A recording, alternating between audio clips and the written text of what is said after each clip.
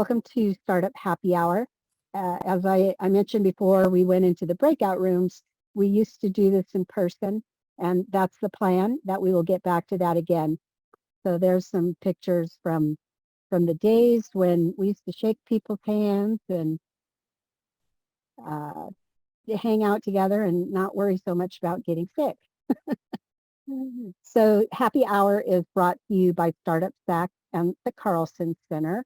This event, it has kind of morphed into a fireside chat along with an opportunity for the audience to ask our speaker anything. So a little bit about StartupSac, if you're not familiar with StartupSac. We're a nonprofit. We launched in 2017, and we believe that entrepreneurship is a viable method of economic growth for the greater Sacramento region.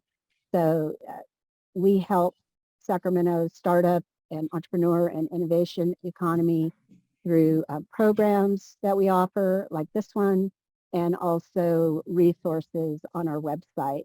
And Cameron's going to drop the link to our website in the chat. If you haven't visited it, I would recommend checking out our ecosystem diagram. And then I'll hand it over to Cameron for a minute here to talk about the Carlsen Center. Awesome. Well, welcome everyone, and thanks Laura again for the continued partnership on Startup Happy Hour and many other things in the ecosystem.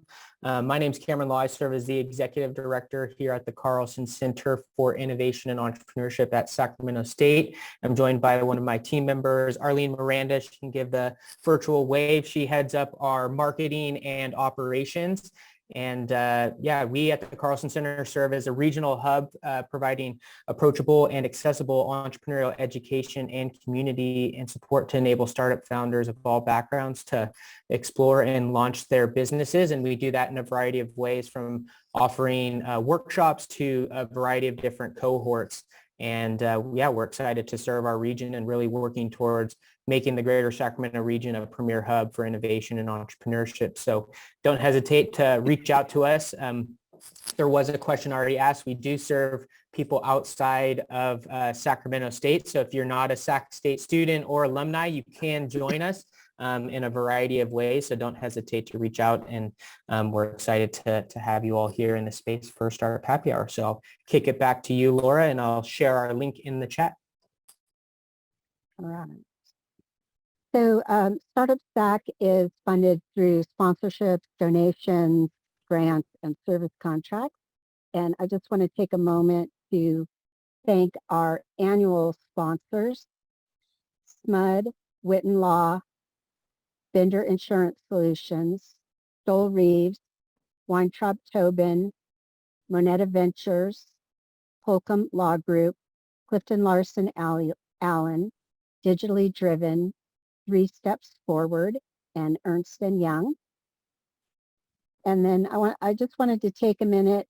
Sorry, I'm going to have to do this in a weird way, to play a short message from SMUD.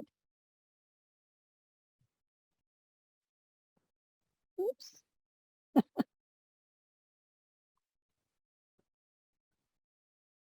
Oh, I may not have done the sound thing. Wait, sorry.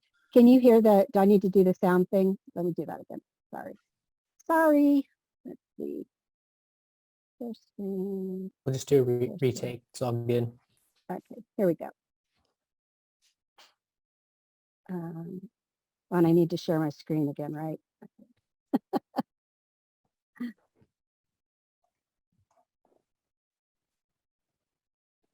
At SMUD, we're committed to zero carbon by 2030. We're creating more energy from renewable resources, reconfiguring our power plants to improve air quality, electrifying our fleet, greening our buildings, and accelerating clean energy with our first grid-scale battery farm. The Clean Power City movement is happening. For 37 ways you can join the charge, visit cleanpowercity.org.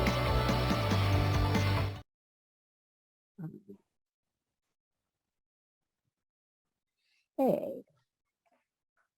So thank you, SMUD, for all the support that you give to our region. And let me just go back. I'm missing Jeff Bennett right now. So Jeff was our behind the scenes person to do all this for Cameron and myself. And he was a lot better at it than I am. So anyway, now we get to the meat of why we're here. So our guest today is Kaleen Canevari. Is it Canevari or Canevari? Or neither? Either Either. works. Okay. Yes. Yes. Yeah. So Kaleen is the founder and CEO of Flexia. And I'm going to go ahead and stop sharing my screen. And we're going to go ahead and get into our interview. So Cameron, if you want to go ahead and here we go. There's Kaleen and myself. So, oh dear. All right. So, Kaleen, you mentioned that you kind of started off the summer of COVID, the first summer. That's really not that long ago. So it's going to be really exciting to hear more about what you've done with your startup. So I don't think everyone here is familiar. So to kick things off, could you briefly introduce Flexia to our audience? And there may be some who aren't familiar with Pilates, so you may need to briefly explain that as well. Sure.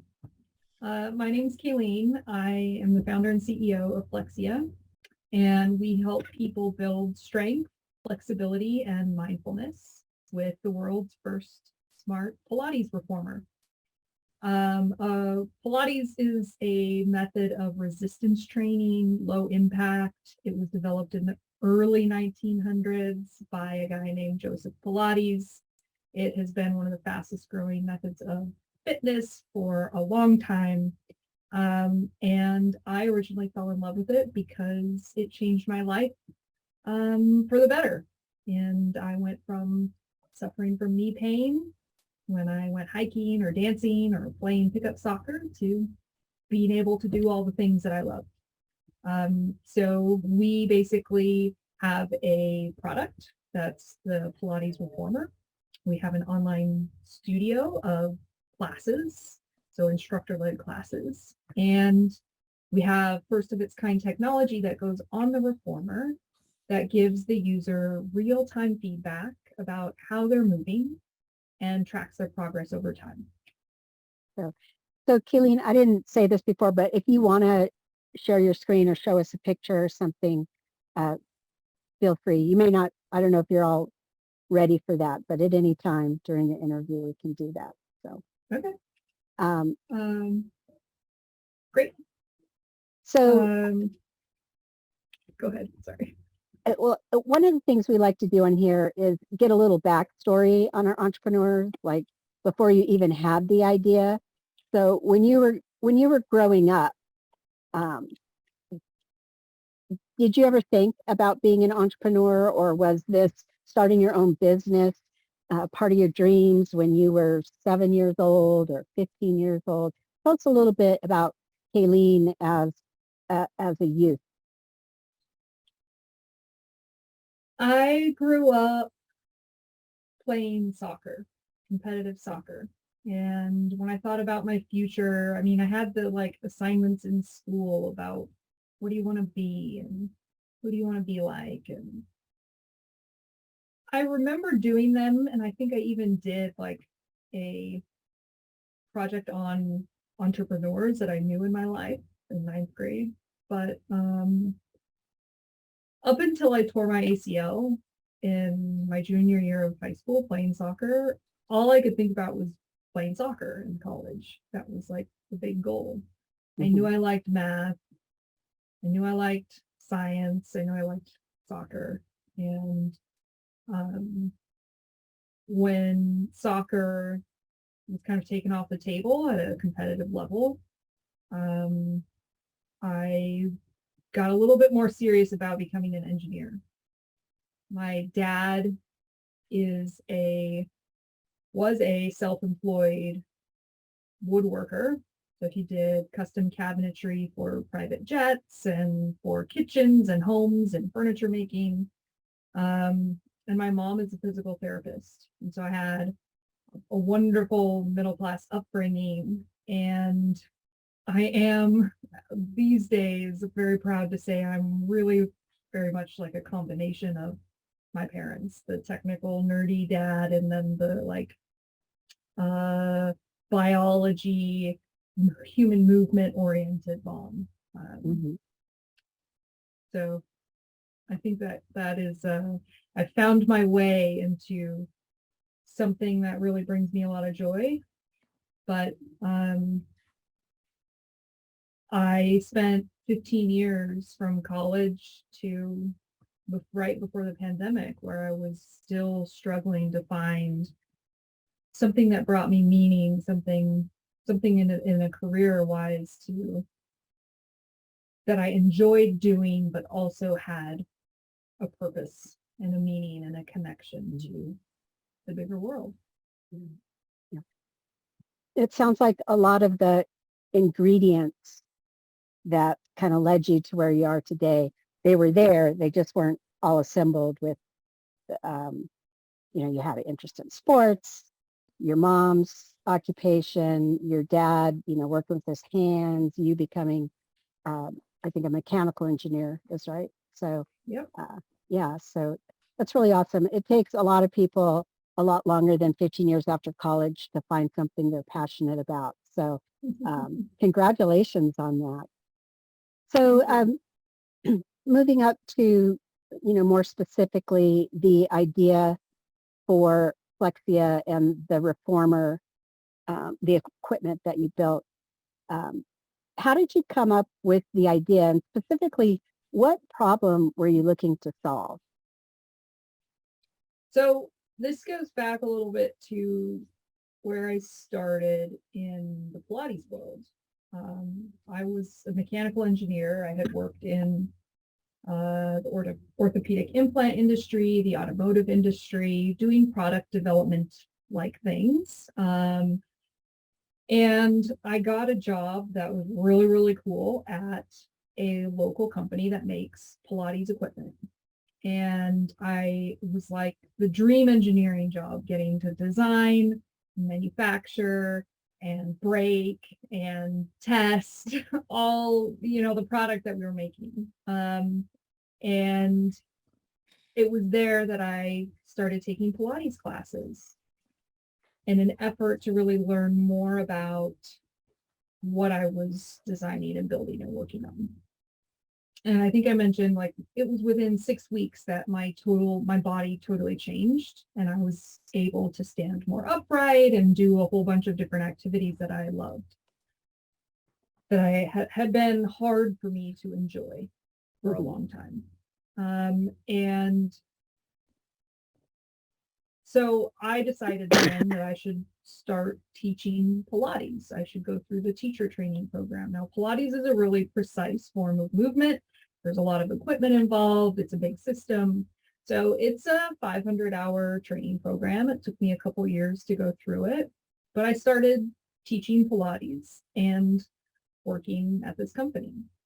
And kind of along the lines of what we talked about, I was the end of my career working for other people in 2015. So I left that company and started my own small business where I traveled the country and I used my engineering skills and my knowledge of Pilates equipment to go into homes and studios and gyms with Pilates equipment and do maintenance. I would install the equipment, I would repair the equipment, I would troubleshoot the equipment. And then at the same time, I would also be teaching Pilates in a local studio. And so between those two experiences, starting as early as 2015, I would have clients in the studio, the Pilates studio, who would say, I love Pilates. I love it so much, but I want to do more of it outside of the studio, but I don't want to do a mat class. I want to do reformer classes. Like, how much does one of these machines cost? Like, what can I do with it once I'm home? Is it going to be the same? And then on the other side, I had Pilates studio owners telling me, hey, like, this is the equipment I have, but it's too expensive for my clients to buy, or it doesn't fit all of my clients. What do you think? What do you tell people to do? And so for a long time, I worked with people to put together their dream at-home Pilates studio.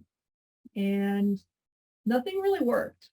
So the equipment out there is big, looks like a torture device. A lot of people will say that. There's our website. And it's expensive. You have to adjust it. How do you know what to do with it? There are thousands of exercises you can do. So once you go home, how do you know what to do? And then how do you know if you're doing it right? And that question is really what led to Flexia, and this idea that I could design and build a reformer that had the best of all the, professional grade features, but made it more friendly for at-home use. I could put together an online studio that taught classes using that reformer. So there was no confusion about how to adjust it or which springs to use or anything like that. And then there was technology. So I knew that there was a way we could use technology to help people reconnect with their bodies, build body awareness, make sure they were doing it right, track their progress, and basically become a little bit smarter about how they were moving. And so that's what we're trying to do at Flexia, is really change the way that we all experience living in our bodies, hopefully gaining more confidence and the ability to move smoothly, efficiently, pain-free, and go about and do all the other cool stuff in life that, I'm sure is, I heard it as soon as I turned 30 with everybody in my friend group. It was like, I hate getting old, right? And that's just turning 30. So as we age, and what is our lifestyle doing to us, how can we develop better tools to stay fit and move through life? So, so far our discussion has been a lot about the equipment, the reformer, improving that so that people can some people can afford to have that in their home and do Pilates outside of the studio, and also sort of the mind-body experience of Pilates. But this isn't, we're not just talking about yoga class here. You have something really unique, and a few people, and I don't know if you like this, have called your company the Peloton of Pilates. Can you explain to our audience sort of what that means? What is it? How are you tying together the equipment and the training? Yeah, absolutely. So we have a business model very similar to Peloton, which is a spin bike company that's been in the headlines recently for both mostly bad reasons recently.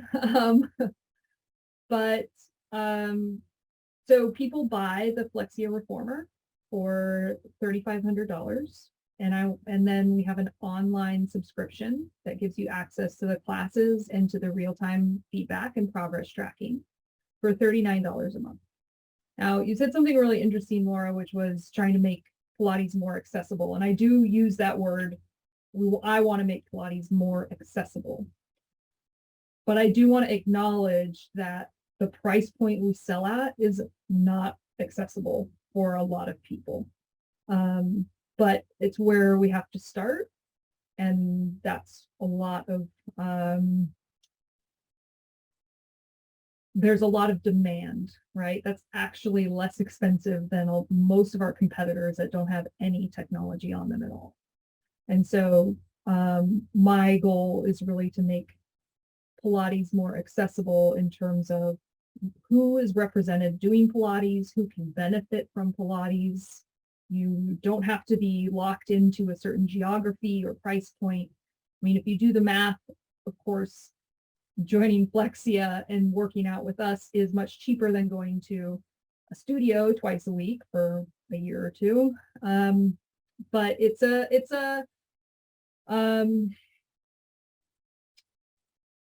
there's a lot of intersectionality, and I think part of what we're trying to do is, yes, we have a business model that's been really popular among other fitness modalities. There's Peloton for rowing and for spinning and for treadmills and a stair climber, and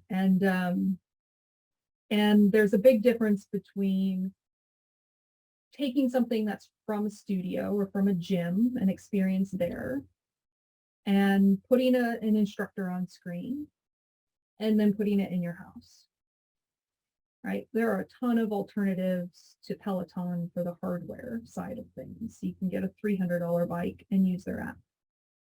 With Flexia, we're actually developing the technology that gets data off of the reformer. So if you go into a Pilates studio today, you will see that they use extension springs as the main form of resistance, and that a lot of the things instructors talk about are what you feel. In fact, we don't care a lot of times about counting. When I'm teaching, I will look at that person and kind of not tell them how many we're set out to do until I see them start to struggle or fail. And then I'll say, okay, 3 more. And we slowly start to build on that.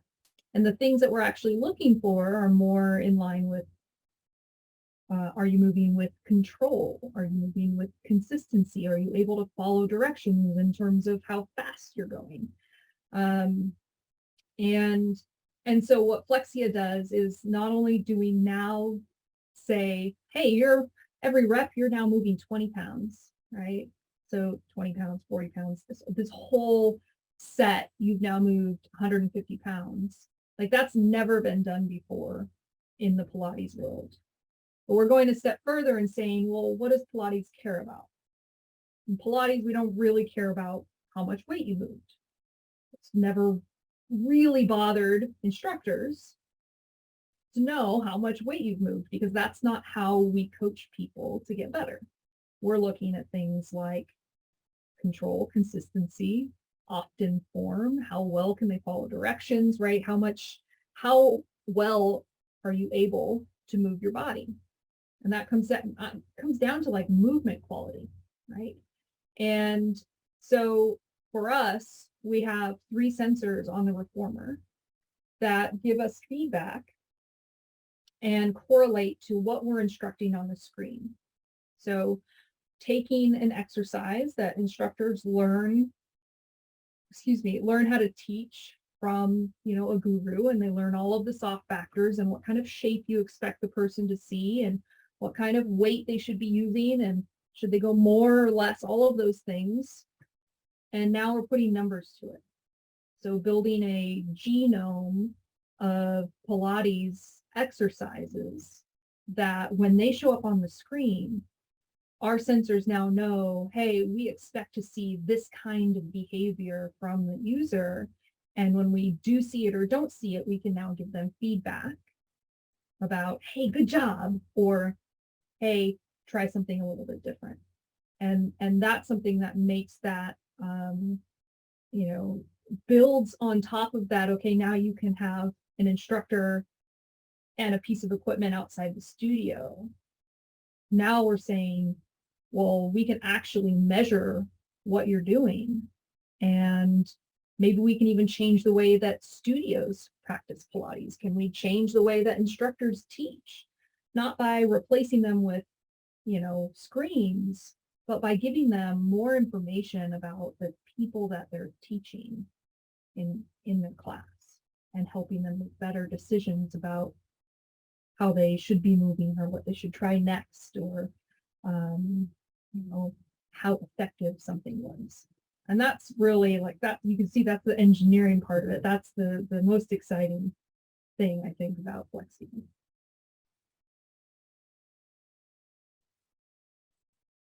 Let's get more into the business side of things, building a business.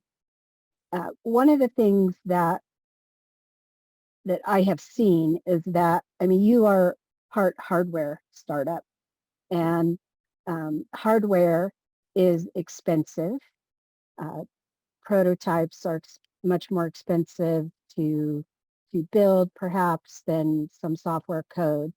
So can you tell us a little bit about how did you fund the development of the apparatus, and if I can call it that, the reformer, and how did you overcome some of the hurdles that a hardware startup might have, like maintaining inventory, or basically having to float what it costs to build that thing before you actually sell it? So a lot more cash flow issues with hardware startups. Hardware startups are hard. And, I say that, and then all my friends who are running SaaS businesses are like, but wait. Okay, so they're just different. And cash flow is a lot different. I didn't really know what I was getting into. I just knew that this is what I wanted to do, and I needed to do it. The first thing, I didn't raise any money for a whole year. I lived with my parents. I spent minimal money on, some courses from some of the, startup community, and talked to a few investors, like not big ones, just people in the Sacramento community. And I remember the looks, right? And I don't blame people, right? Because, the first time I said it out loud, I think was in front of an investor, what I was going to do. And that's not right. They want to invest in people who are confident. And I was afraid to show that confidence outwardly, maybe for a long time. But there's this catch-22 in startups, which is often, hey, investor, I want to raise money. And then they go, okay, but where's your traction? How do I know what you're doing is working? And you're like, well, I don't have traction because I don't have any money. I need money to get traction. And they're like, well, come back when you have traction. And so I was like, okay, well, I'm going to create traction without spending money. And I ran a pre-sale. So I designed my own website, did everything myself. I had a few tech skills, worked with a friend of mine who's in fitness marketing, and ran a sale based on illustrations I had drawn from Upwork, and an email marketing sequence I had written with my friend, and posted about it on social, and had a few key friends write about it in the Pilates world, and generated like $35,000 in deposits, which was like $140K in revenue down the road, right? That's the number you tell investors. It's the 140K one. And that's what funded the prototype. So I hadn't designed it, right? So then I sat down and I said, I'm going to design it. And I designed it in CAD. SolidWorks, which is the industry leading design software, has free community license and a free 1-year startup plan. So I got in touch with them. I got this, about $4,000 piece of software for free. And then my dad and I built the Reformer, the very first one. We built it ourselves. This is, again, leveraging what is in your network. It took me a long time to accept, which sounds ridiculous, but it took me a long time to accept that my luck in life, which was my dad is a woodworker and can help and can build shit with me. I can build everything in the wood shop too. We did many times building everything together. But that is a privilege that not everybody has access to, especially in the hardware world.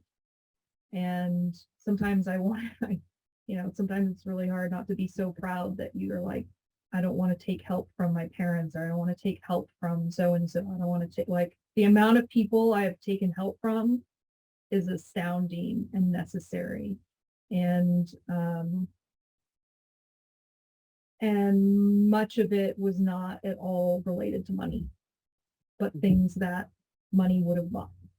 Yeah. And so it was like circumventing that equation.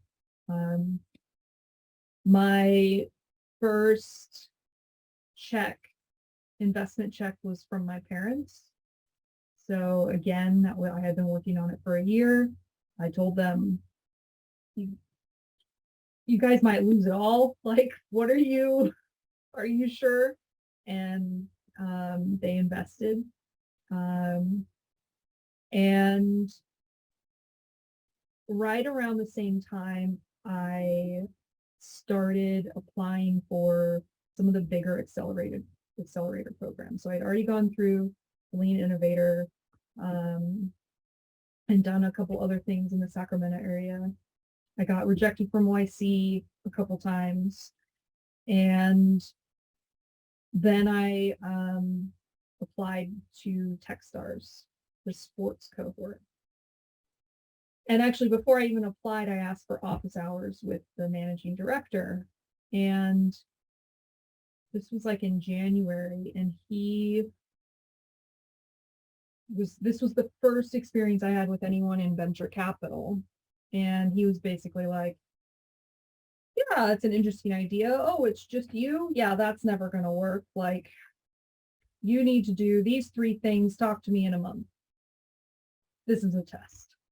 And I took those things that he said to heart. I asked some people in my network. I think one of the things was like redesigning the website.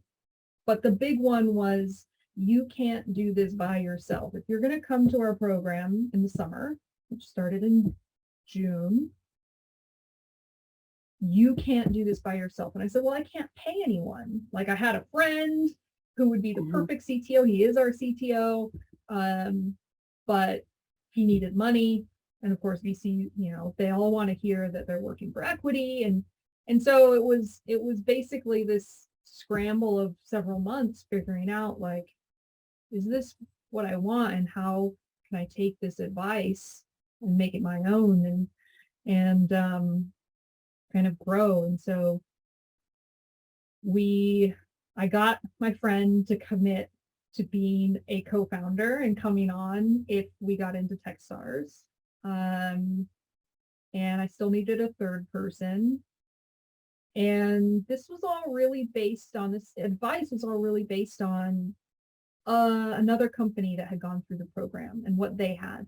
Now, I ended up going through TechStars with my 2 co-founders joining officially full-time, the first day of the program. So there were 3 of us, and only having raised like $40,000 up until that point. Mm-hmm. That is like the least funded company we were the least funded company in the cohort. And the comparable company that they're all pitching us, using as our sort of template, had raised $1 million before they got to the program. Right? Yeah. There are connected fitness companies out there that have spent tens of millions of dollars before ever going to market. And so finding the right way to fund the inventory was a lot of heartache. It was the worst time in the history of supply chain to trying to be delivering something, much less developing something new. Again, This we is were really lucky. this Sorry. is 2021, right? Is that right? Yeah. The second year of the pandemic. Yeah. And I was really lucky again because I had made all of the technical drawings. We had a prototype like that I made. So a lot of that upfront engine, like stuff that you would normally outsource to an engineering firm, I did myself, you know. But I fought a lot. I went through a couple different people who tried to help source who would make it. I didn't always get taken seriously. I had to tell my customers for months, oh, it's not shipping this month, it's shipping next month. And put that on repeat. It was really, really hard, and I had to be okay with basically saying I know that I am letting some people down because I believe in this so much that I'm just going to keep going. And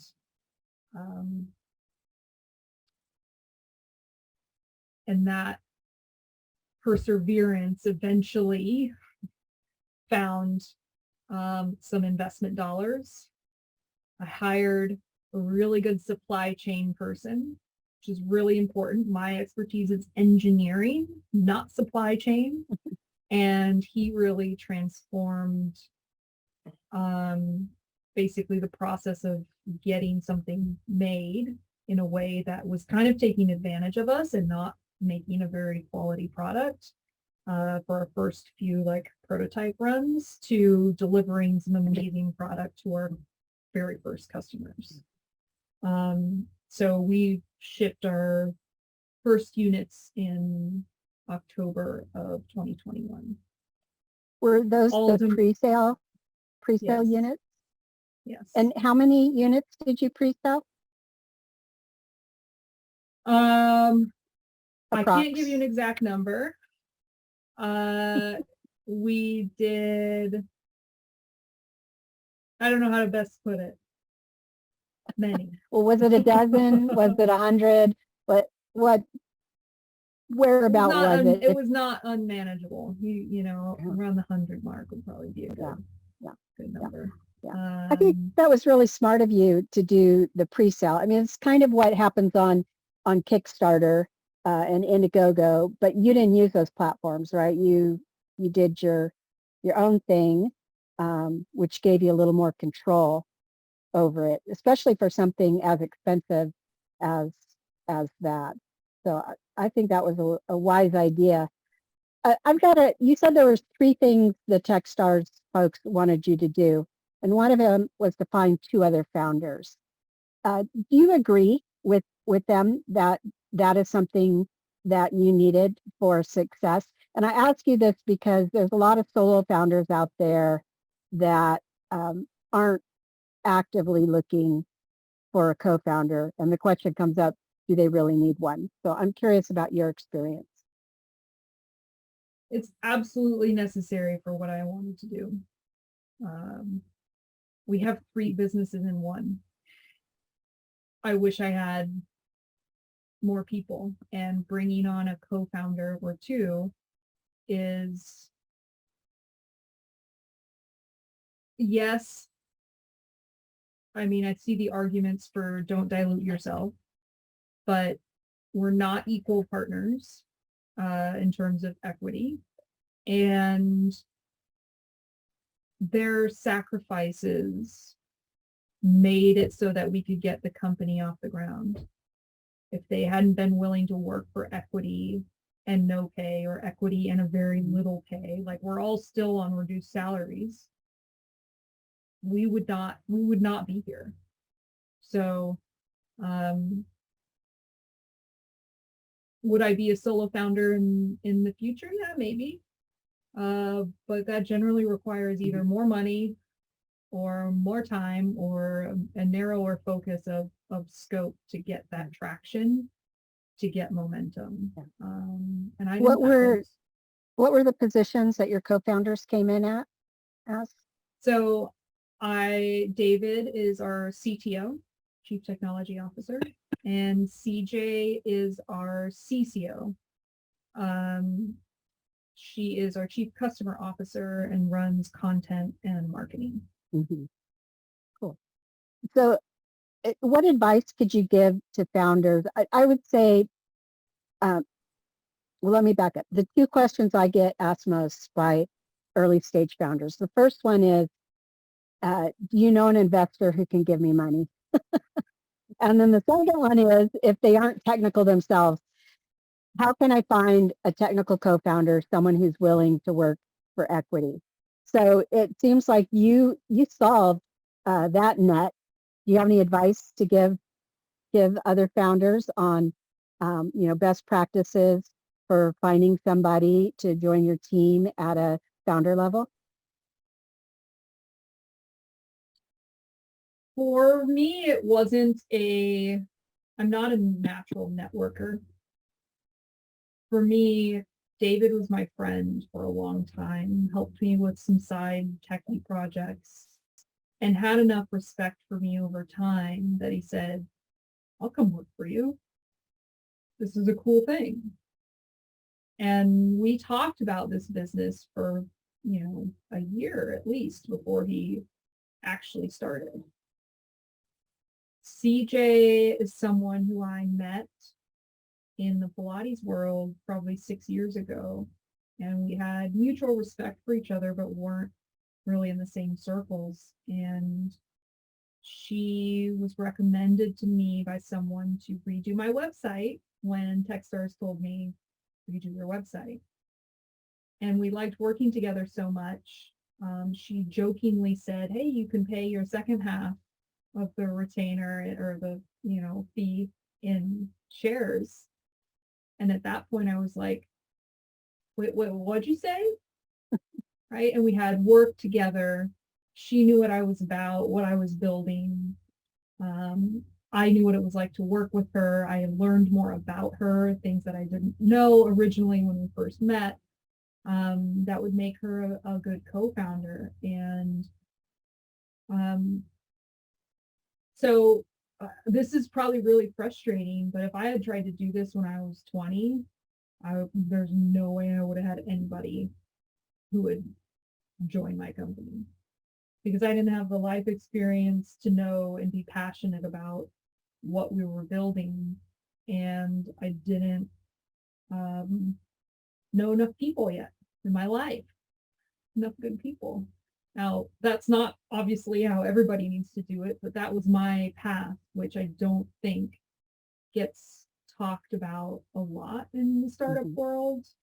And so I just want to put it out there that there's a lot of value to working for other people and job hopping and trying to find something that you like and taking risks, not on your own dime, before you start a company. I think there's some, this is anecdotal because I don't have the data in front of me, but it sticks to my brain that like the average age of an entrepreneur is something like 42.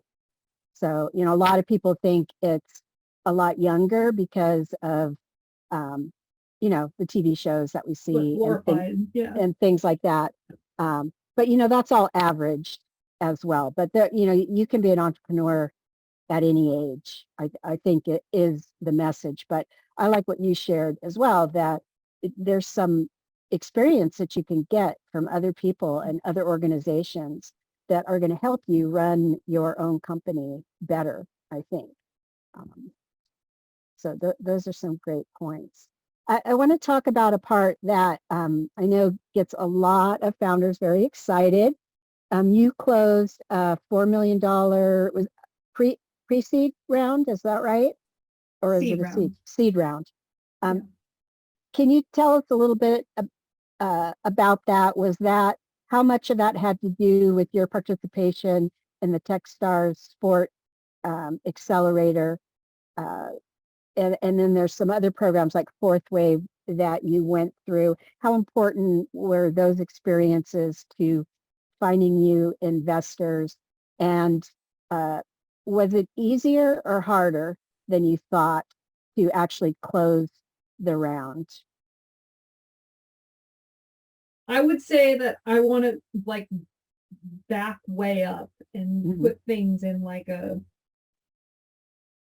in order, right? If I hadn't done Lean Innovator and some of the other Carlsen Center programs, there's no way I could have talked about my business and submitted a compelling application to TechStars Sports. And the program in TechStars Sports in many ways was very, very different, right? And focused very much on venture capital funding. Less about, do you actually have a good business idea? And how do you communicate that? And what's the messaging?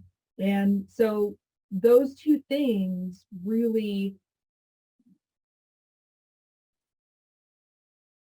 I couldn't do one without the other, right? That was not, there's something to be gleaned from everywhere. And TechStars Sports, the biggest value for me was, look, there's, I had $40,000 raised before I went into TechStars. This other company that I mentioned had, $1 million raised before they went into TechStars. If you look at Peloton, they talk about how John Foley raised $400,000 from 3 family members before, to start his company, Peloton, back in the day. And I don't know about you, like, I have a lot of privilege having my parents invested and being able to live at home and all these things, but I don't have relatives who can give me $400,000. Like, that's a different class. And unfortunately, that's how a lot of these big companies get started, is with a lot of that familial support. TechStars for me was opening up networks. No one in my network was familiar with no one even knew what connected fitness was. It was the same in many cases in a lot of the Sacramento area. Sacramento area has very deep roots in many sectors, right? But not in connected fitness. And that's true for most of the world, let's be real. There's niches everywhere. And so TechStars really opened up a network of advisors and investors who could help me think about my business in a different way. And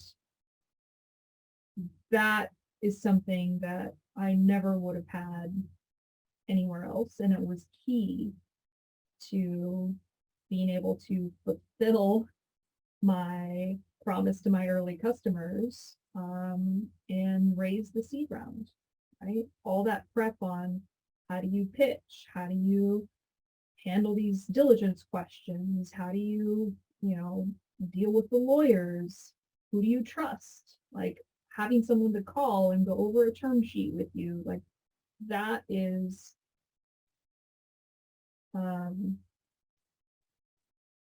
that's really, really important.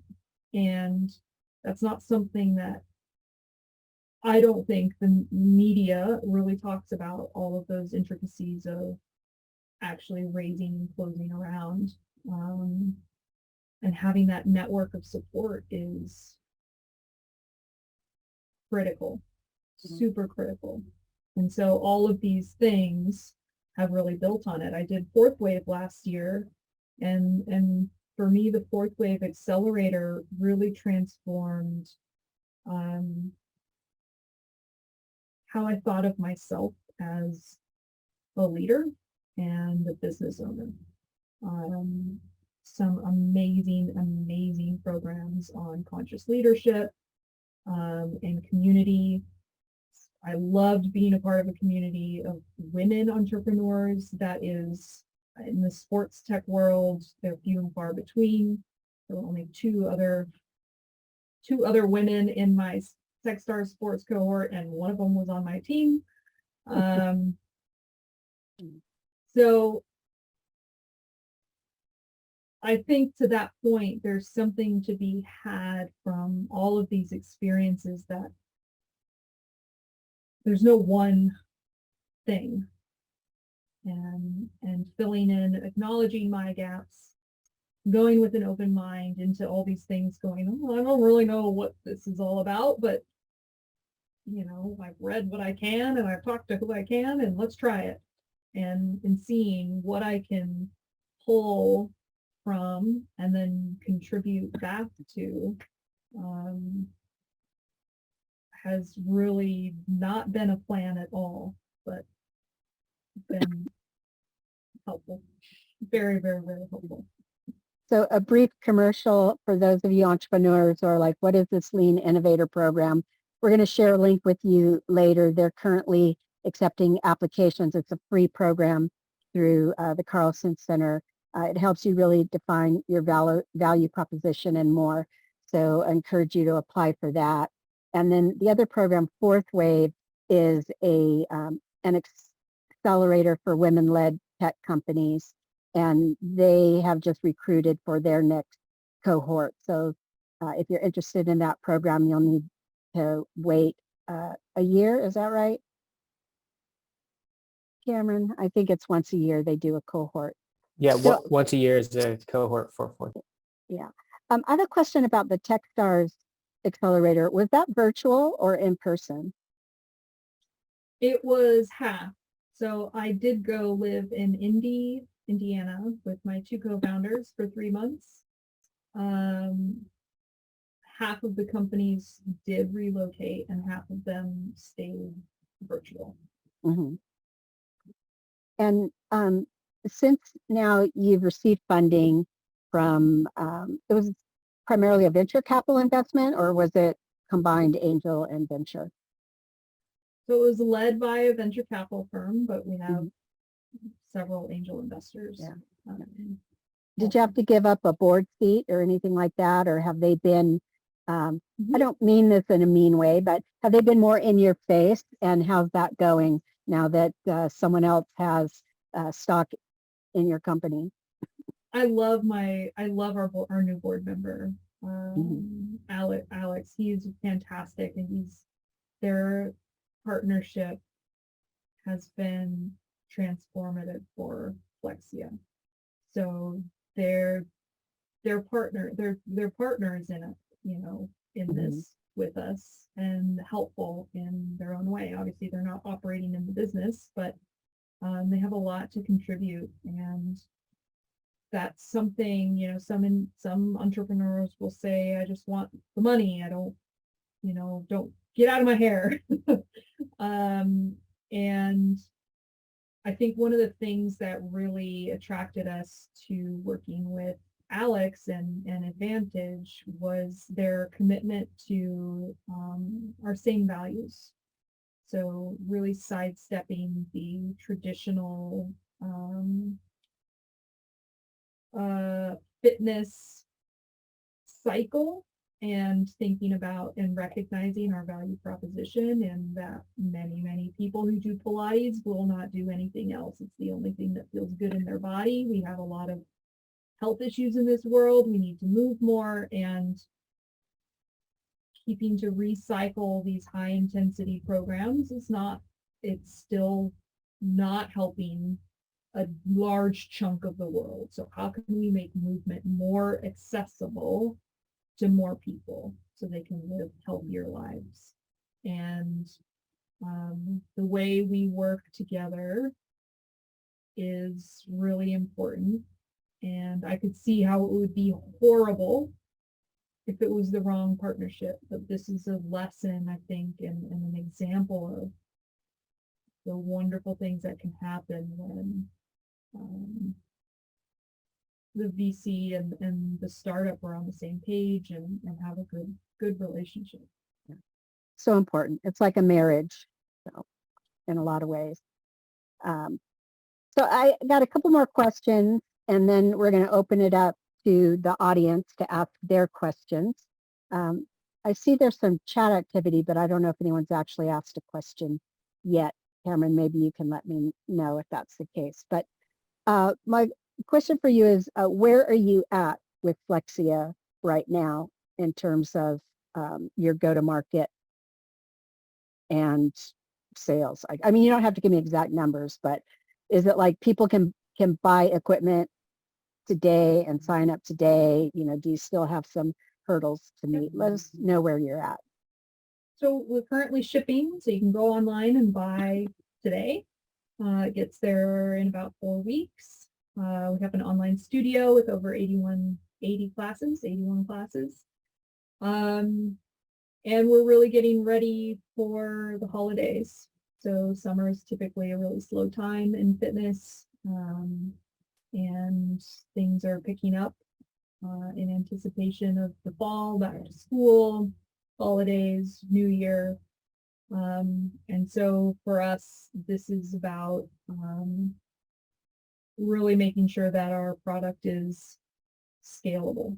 So we've gone through a lot of, as a team, a lot of troubleshooting and working with new suppliers and figuring things out as we go, and then fixing some things as they come up. And we're at a point now where it's like, all right, bring it on. We're here. We're ready. And that is really, really exciting. Yeah. That is exciting. So wishing you well on your holiday sales. So that could be a new story. I can't hear you, Laura. Sorry. Can anyone else hear me? I could hear you. It says you're not muted. Oh, you guys can wait. We can hear Kaleen. Oh, sorry. I think my headphones just came unplugged a little. I can hear you now. You can hear me now? Okay. Anyway, wish you wonderful holiday sales. So everyone put Flexia Reformer on your Christmas list. So the last question I'm going to ask you before we open it up is, we talked about this a little bit on email. Knowing what you know now, is there anything you would have done differently when you were starting out?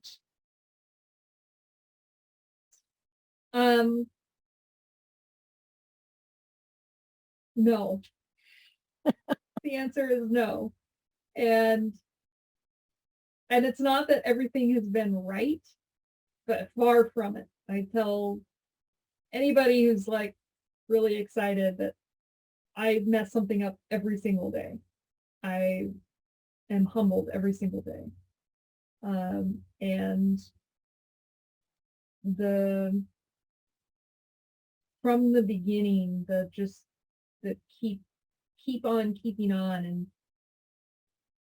seeing where I can get help and learn, and being willing to learn and to say I messed up, but I'm going to fix it. And I'm a totally different person than I was a year ago, much less 2 years ago.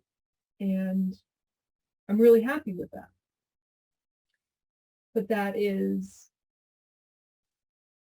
in part, or in a big part, to all of the things that I did wrong, or was silly about, or was embarrassed about, or whatever, and figured out how to keep going.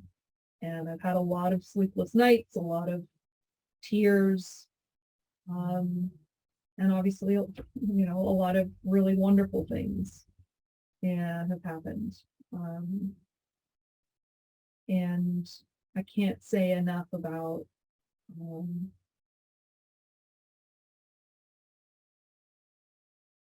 accepting help is an art. Sorry, let me say this again. Knowing what to ask for help with is an art and a skill, and can make your life so much easier and better, and open doors that didn't know could be open. I've had people who I asked for things poorly. They said, sure, I'll help you. And then nothing ever happened because I didn't ever give them like a specific thing. I didn't research them and figure out like what they were good at. And then I've had other people offer to do a bunch of work for free because I figured out what the connection was there. And I want more people to try that and to figure it out. And it's really hard, and there's a lot of other things going on there, but I know that, at the core, I believe there's so many people with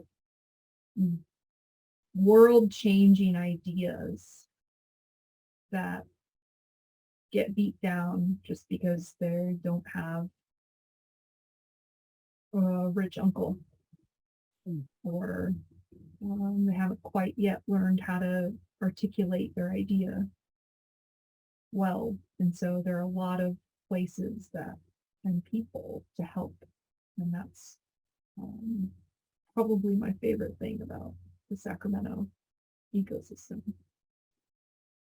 Yeah, I've noticed that as well. I didn't grow up here. I came here about 15 years ago, and the culture here is so different from the Bay Area.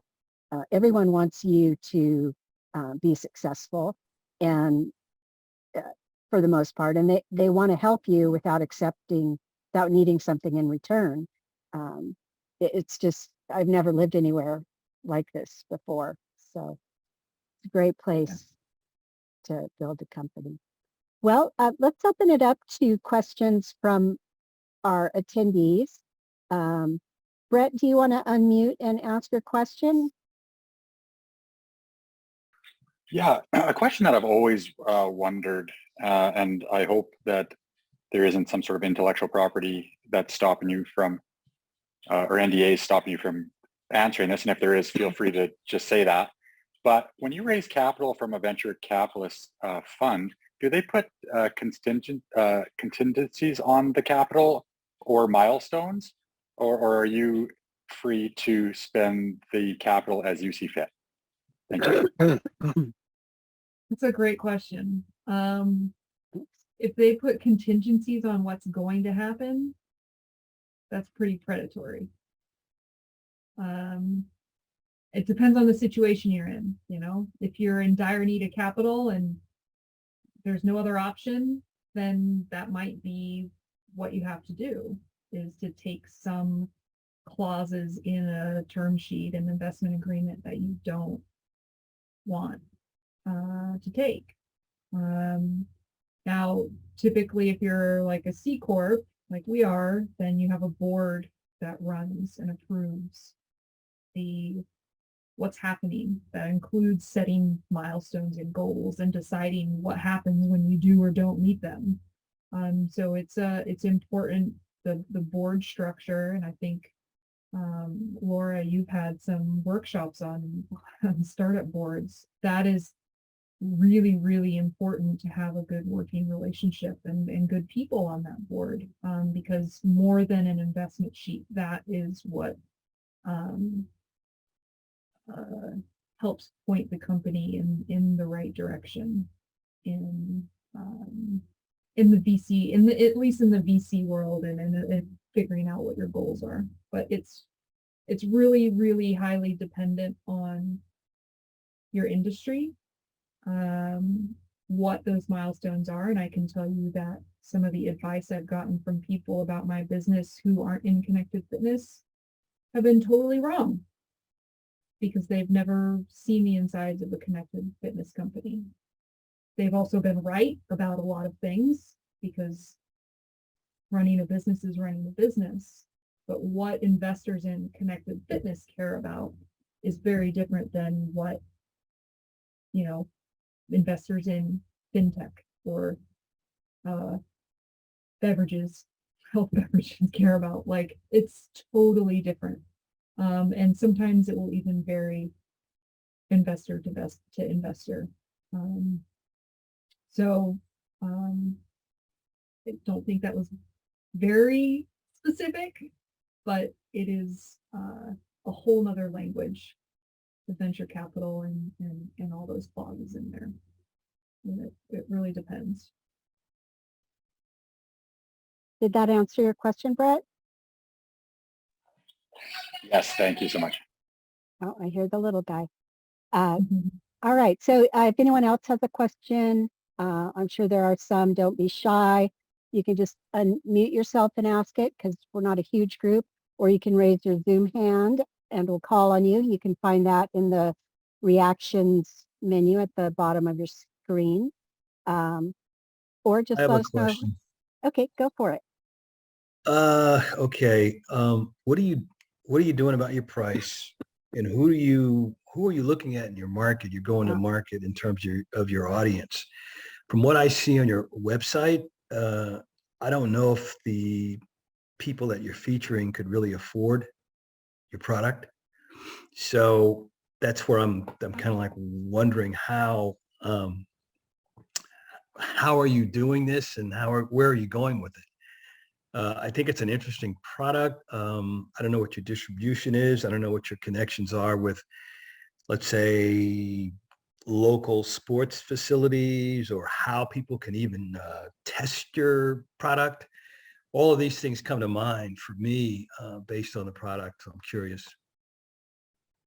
What makes you think that the people in the photos that we feature can't afford our product? Well, I think because to me, it seems expensive comparatively. That's all. I think compared to Peloton and Proform and, I can't think of all of them, but others, it just seems a little expensive. It's more expensive than Peloton, but I'm confused why you think you can tell how much someone can afford, how well off someone is by. Well, maybe I'm looking at it more in a broader sense, based on, just what people I think would want to spend on, let's say, sports equipment for their home. I know my daughter bought a Proform treadmill. I'm trying to remember how much it was. I don't know, 15. I don't know. I'm not sure what the price was, but I think it was, to me, because of the other programs that came with it. I think it was, it seemed to make more sense. 3,000 just seems to me it to be, it just seems pricey. Have you ever done Pilates before? Me? No, I haven't. But I'm in a household full of, I got 2 daughters and a wife, right? So I could easily get their opinion, but I know that the knee jerk just is going to be, the cost. I know there's a lot of Pilates classes out there that are a lot cheaper. So there might be a consideration for that based on membership and all of that. But let's just go back to what you're proposing for the marketplace, because that's kind of where I'm coming from. I just think for your brand and what I think the potential is for it, I would have those considerations. And I'm saying that based on what I've marketed in I'm a brand marketing consultant on the creative side. I've worked with a lot of big companies in that regard. So I always look at a product or a brand, or, based on who their audience is, who their customer is. And is it feasible? Is it something that people really, can say, oh, wow, I can see the benefit of it. But I'll tell you right now, based on who you're showing your website, I probably would choose, a little bit older, because I think as you get older, you're really concerned about flexibility, right? So I would kind of like use those kinds of folks, because I think those folks could be really great targets, and I think they could probably afford it. This is me. I'm thinking, I don't have the data, but I would think they would be able to. Younger folks, or even people, approaching middle age, or, I think it might be, it might be expensive. And I'm assuming here again, I'm assuming that you're going to, deal with that cost factor, right? I appreciate your input. We've been doing a lot of work. We know our customers really well. So yeah, we know $3,500 is not accessible to everyone, but we have raving fans and a long, large target market to access. So I appreciate your input. Okay, let's move on to Kevin. He has his hand raised. Kevin Gutierrez. There we go. Hi. Kevin. Can you guys hear me okay? I'm on the Yep. commute right now. Okay. Yep. First, just want to say thank you. I thought it was very interesting, and there was a couple of nuggets that were mentioned. My question's a little bit more in the weeds, just for context. I'm a solo founder, software engineer, and building something in the kind of at the crossroads of media and fintech, entertainment and fintech. I'm curious. I'm getting ready to start running a process as far as reaching out to investors and trying to really make a concise and competitive process out of the outreach and outbound. And I'm curious how your experience was and if you have any suggestions on building up FOMO and having a more competitive round amongst your investors. Thank you. Sure. Thanks, Kevin. Congratulations and good luck. It's a very exciting time. It can also be very daunting. FOMO is the key thing, and you hear about it a lot. And I've actually had investors on the call, like before we get into anything, they just say, make me feel FOMO. It's really hard. Generally, raising off of some sort of milestone or traction that creates momentum is important. And being okay, making sure that you have a narrative around the raise. So why are you raising? And it's not just like, oh, I want to expand my team or whatever. It's like, oh, because, you know, there's a recession going on and people need this product. I can't keep up with them by myself. So I need money to hire a team to do these things that I've been doing by myself. And if we don't do it fast enough, then we miss the opportunity or something like that. I'm not a fintech person, so I'm sorry, but there needs to be this idea of a deadline. It's very hard, and often arbitrary deadlines do not work. The other tactic that works is saying you're not raising right now, asking for advice, right? Have you heard this? Many people have heard this. I'm sorry if it's a repeat, but ask for advice, get money, ask for money, get advice, right? So there's a lot of ways, like this is what I did for TechStars. I didn't apply.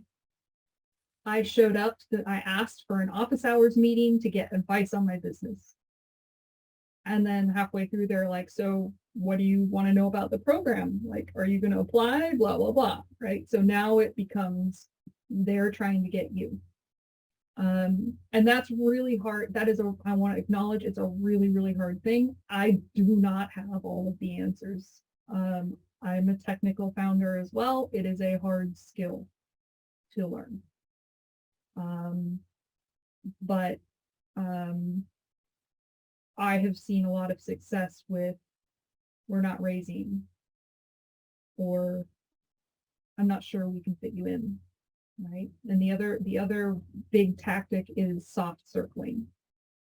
So that is a skill in itself of getting commitments from people with contingencies, verbal commitments. And I don't want to say like contingencies, like if this, that, or the other, but then you can then go to a VC and say, look, Laura's in for 25K. Are you in? Like, I've got all these people who are in now.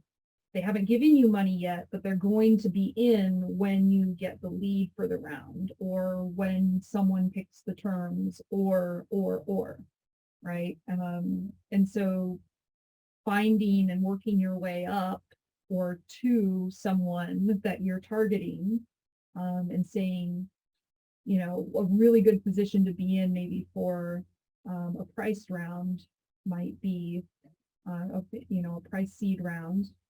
If you do like the $3 million seed round, you maybe want to get someone who's going to lead with 1 or 1.5 million. You actually get commitments for the other 1.5 million before you find your lead. Finding the lead is the hardest part, and you just get a whole bunch of other people to say, yes, I'm in. And then you, at the same time, you're finding the lead. And then once the lead does the terms and all that stuff, then you take the money as a part of that round from all these people who've committed to you. So that is a not very complete answer, and I could maybe get more specific if we chatted one-on-one. But again, like, it's really hard, and it sounds like you're on the right track. And just know it's going to be frustrating, but it's also very exciting. Thank you. I appreciate that. And thank you for the time. And I would, love to chat one-on-one if possible. Good luck with Flexia. Thank you so much. Thank you. All right, Dan, you're up. Thanks, Laura. Kaleen, thanks for sharing with us again. I appreciate your story, and I am glad that we were a part of your journey and that you're continuing the journey. So as an entrepreneur myself, I've had moments where I've had all these customers and they're looking at me, and I told them that I was going to do a thing, and it turns out that I can't do the thing because of some other mess up somewhere else that I can't control. I was in the internet business, and when the internet goes down and people are literally like digitally stranded, like they're mean, and well, I mean, yeah, they think mean things. They don't say mean things, but anyways, it's really uncomfortable. So what I was hoping to do was ask sort of a journey question. Can you tell me what that felt like for you, like when you had to say, oh shit, like we're not going to be able to make this work this month, and then you do that, like the first month people are like, okay, cool, you're a startup. Second month they're like, third month then it's like, oh man, have I just lost all these people's like trust and everything like that? Here's what I want to know, or here's what I love if you could share with us. Number one, what's that like? And number two, when you experience that, and then that discomfort of not being able to fulfill something, but then you keep working at it and you keep doing it and eventually you deliver, what does that do to your inner constitution? How does that make you feel when you get onto the other side of it?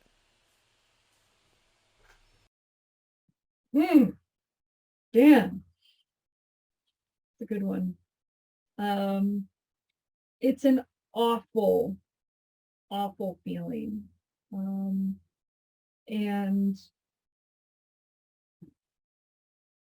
there are, I try to be, and I still try to be, very personable and as transparent as possible, and most importantly, empathetic to our customers. And delivering, right, if you learn about kind of the structure of an apology, it's not enough to say, I'm sorry this happened, I'll do better, or it won't happen again, or suck it up. There's a lot of vulnerability in it. And that's part of this humble journey of entrepreneurship is being okay with sharing some of the hard parts. And I'm not saying like, word vomit on your customers, but it's like, hey, Amelia, I know a lot of times I would reach out individually to these people. I would offer phone calls. I really tried to be present and available to them if they had any questions. And in my, initial notice about delays, I would say, hey, Amelia, I'm so sorry. Like, we've run into a problem that we didn't expect. Broadly speaking, this is what's happening. Here's what we're trying to do to fix it. Here's how it affects you. I'm sure that this is awful. It's awful for me too, but I know it's even more awful for you.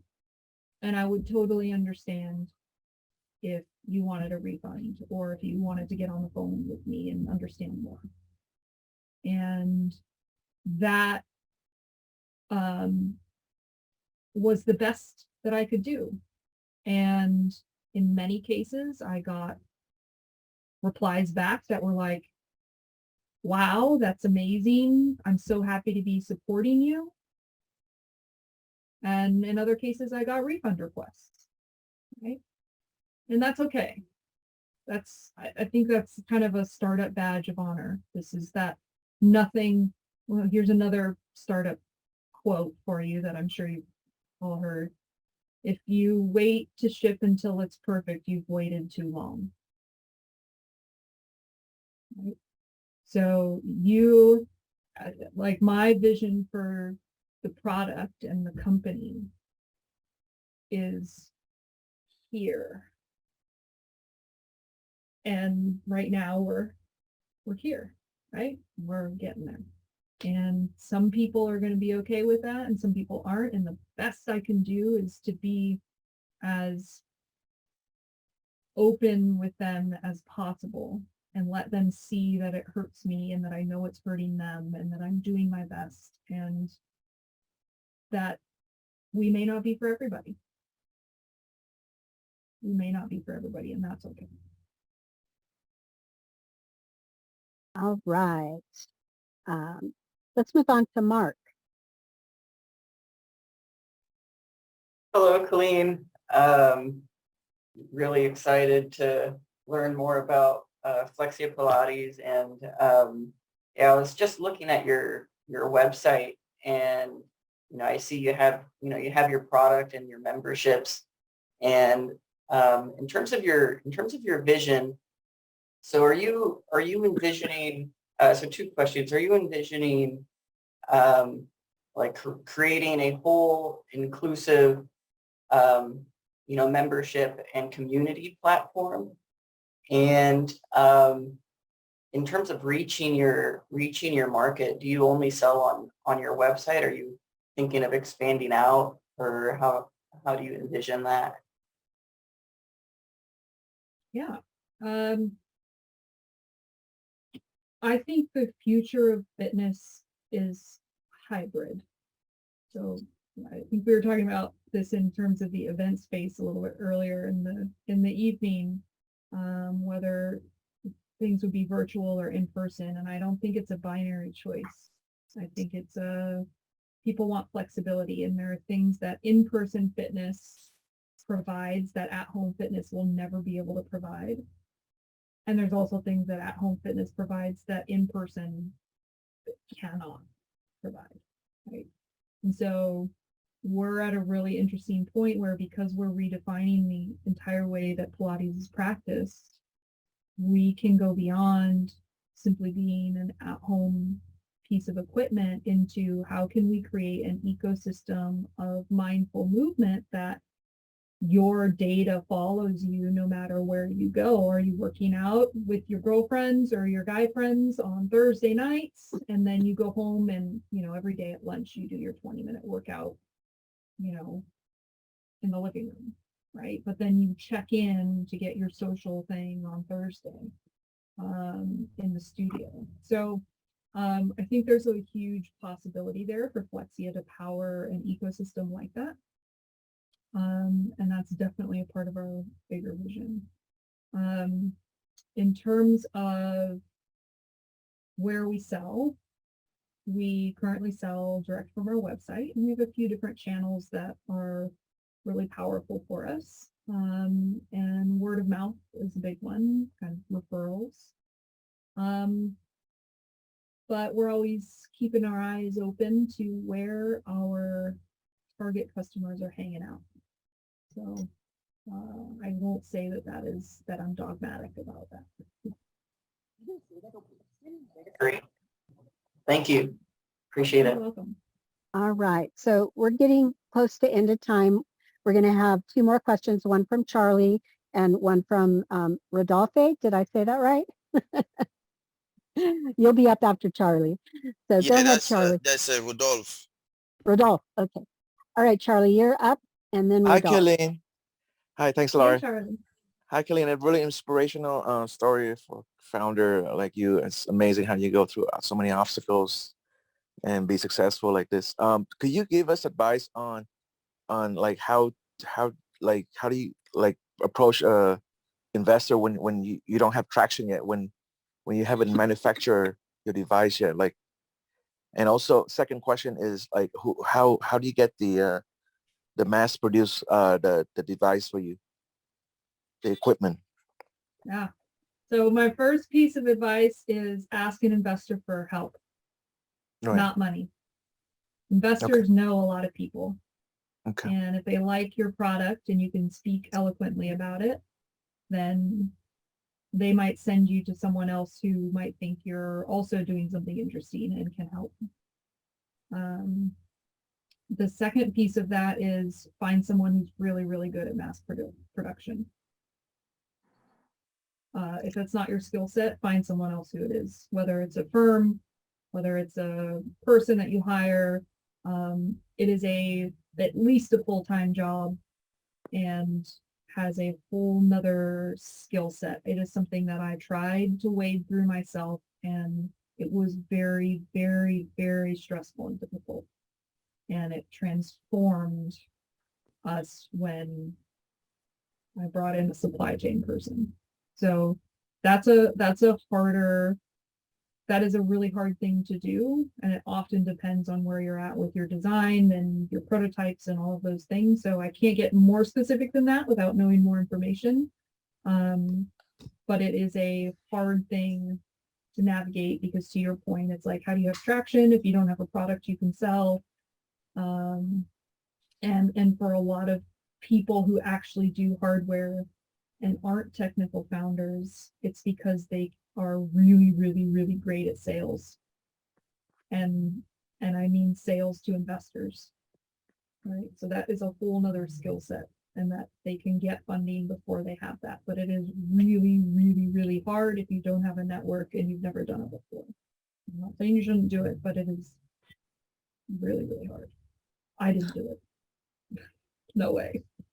Who designed your website? It's amazing. Just looking at your Flexia website. Thank you. A firm that we know. So yeah. No, I mean, I'm in a different space. I'm in medical device, so it's totally different. I was just wondering like how we go out there and find the supply chain people to mass produce. So you recommend any firms? Medical devices are different than consumer hardware. They would require a different environment. So I don't have good resources for you because it is a different regulated environment. There are contract manufacturers who work primarily in medical device and medical equipment. So you might want to start there. All right. Thank you, Charlie. We're going to move on to Rodolphe. And then that will be our last question before we wrap up. Hi, Caitlin. This is Rudolph. Thank you for sharing your story. It's very informative. So I'm a solo entrepreneur, first time, and I'm just in the idea stage. And I was wondering, what do you think it would be the best course to go from, either maybe, bringing on maybe co-founders, technical co-founders, or maybe outsourcing the,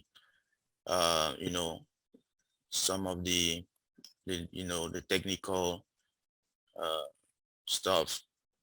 And the second question is, which player were you looking up when growing up, soccer player? Great questions. Great questions. Have you done the Lean Innovator Lean program? Innovator? No. Yes.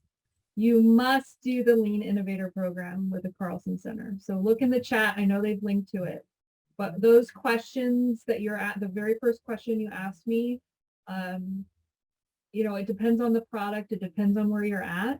But the Lean Innovator is a fantastic program to be able to figure out where your value proposition is, maybe meet some other people who have similar ideas or are looking for a project to work on. And the better you can speak about your business, the more attractive it will be to other people who want to come on board with you. So you will eventually need people, but do as much as you can yourself. Learn how to speak about it really, really, really well. Have a good way to make money, and then start getting involved with the community. I don't know where you're located, but Sacramento makes it really easy for people from almost anywhere to get involved. And that was something that was really, really helpful for me, even though I am a local. So highly recommend that. When I was growing up, I was a Michelle Akers fan. So I definitely watched the 1999 Women's World Cup. But Michelle Akers, number 10, center midfield, fierce, takes no crap from anybody. That's my girl. So Kaleen, what position did you play? I played center back for most of my soccer career, and then I ended in center midfield between my two injuries. And I just play wherever you need me to. And I hope there's a beer involved after. May I interject? There's a great rec soccer league in Sacramento called Zoso, if you've heard of it. Adult league, rec league, all people welcome, and it's a co-ed, and there's a minimum of 2 women on the field at all times. So my team is always looking for subs. Well, thank you. I am familiar. Absolutely. Thanks. All right. Well, we're running out of time. So Cameron and I are going to tag team it here to wrap it up. But first, I want to say thank you so much, Kaleen, for sharing your story and your experience with us. Our goal here is for entrepreneurs to learn from other entrepreneurs, and a lot of that happened today. So thank you so much. We really appreciate it. So Cameron, you want to take us home? Let me share my screen. Perfect. As Laura is sharing screen, also want to share thanks to Kaleen, and it's been exciting to see her grow and see Flexia grow from the Lean Innovator program to where you are now. So appreciate you coming in and sharing your story. And I think we'll remove those spotlights. So there we go. So in terms of what's next, so one, we have, since we've taken this virtual, we do offer recordings of all of these. So if you missed a few nuggets that Kaleen had offered, you can always go back and watch those. So we do have the Startup Happy Hour events, and that's on the StartupSac webpage. So you're able to access those. If you are looking to gain access to some mentorship, Laura's flying through these events here. So, oh, I'm sorry. I'm trying to find my links to post in the it's okay. chat. I can. How about I'll do it as we go. So okay. All right. Okay. There we go. So in terms of what's next coming up in the ecosystem, we do have GFX, which is a partner in the ecosystem, the Growth Factory. So they're hosting one of their first summits on August 25th. And that will be from 1 to 7 p.m. Some great breakout sessions. And then we get to partner with StartupSac again on a mentor sprint. So if you want to go to the next one, you can learn more about Mentor Sprint, where you as a scale entrepreneur get the opportunity to have 3 15-minute speed mentoring sessions with advisors, investors in the Sacramento region.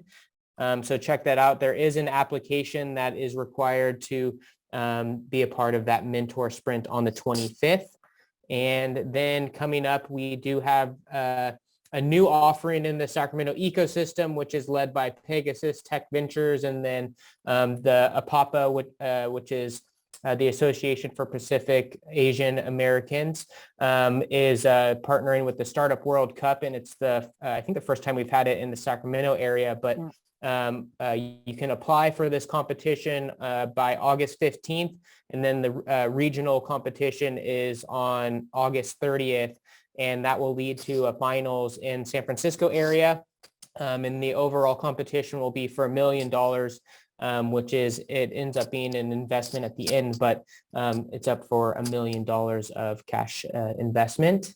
So that's next, and I will share the link here. The city of Roseville is working with the Growth Factory in a new program called Roseville Rising. If you're an entrepreneur looking to access support and mentorship, that's a 6-week-long training program, and applications are open for that program through August 15th. So I think that's, and keep on going here. Yeah. All right. We don't have the link for Roseville Rising. Here we go. And last but not least, we do have on a weekly basis 1 Million Cups, which is a key part of the ecosystem. I think Kaleen had just presented a week or two ago. But basically, this is a founder forum that takes place every Wednesday morning, where we have 2 entrepreneurs present their company for 6 minutes, and they get Q&A and feedback from the audience for about 20 minutes each. And it's a great way to connect with fellow founders as well as supporters in the ecosystem. We're still here on campus, so we are we're getting booted out of our own buildings here, but you can we're looking for applications for presenters. So if you're an entrepreneur that wants to get feedback from a community here to support you, please do apply. And then if you're an individual, the library is now closed. Please remain for exit. Thank you. You're welcome. So yeah, if you want to get some feedback, it's a great way to plug in and get support. And, as a community member, it's always great to hear from amazing founders and see how you can provide resources to help them grow. So without...